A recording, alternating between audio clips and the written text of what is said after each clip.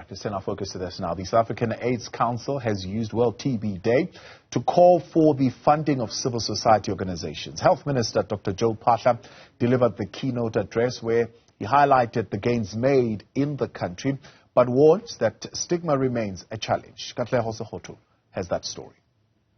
Civil society organizations say they remain committed to seeing people get tested and treatment as soon as possible.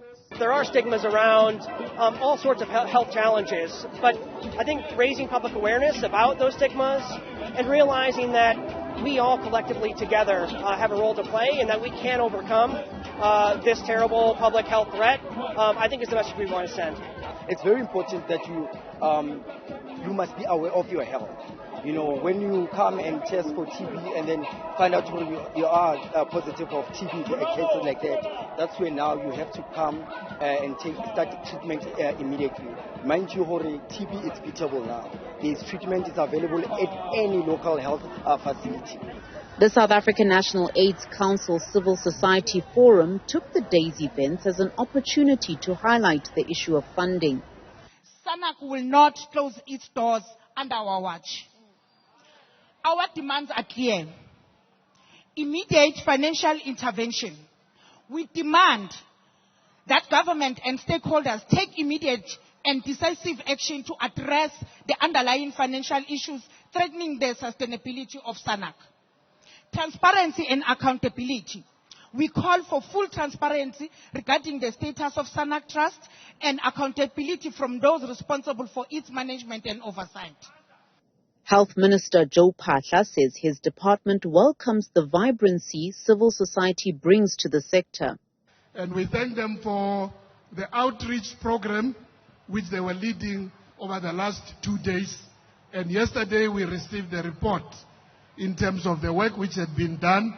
And we can assure them, as we did also together with the Deputy President on a virtual meeting on Tuesday, where the matters regarding this funding for SANAC were thoroughly discussed, and there were commitments which were made.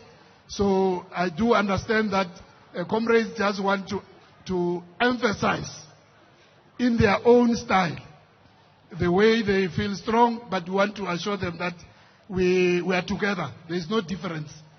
The minister notes that in fighting the rate of TB infections, new and advanced methods and technologies are being embraced. The successful implementation of this NSP relies on several critical enablers, such as the implementation of the TB recovery plan. We must scale up the implementation and use of instruments such as rapid uptake of new tools.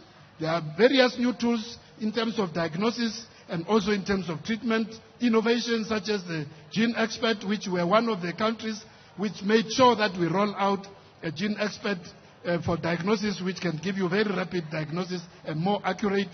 Also in the areas of treatment, whenever we come across more effective, efficient and safer treatment, we don't hesitate to make sure that we make them publicly available.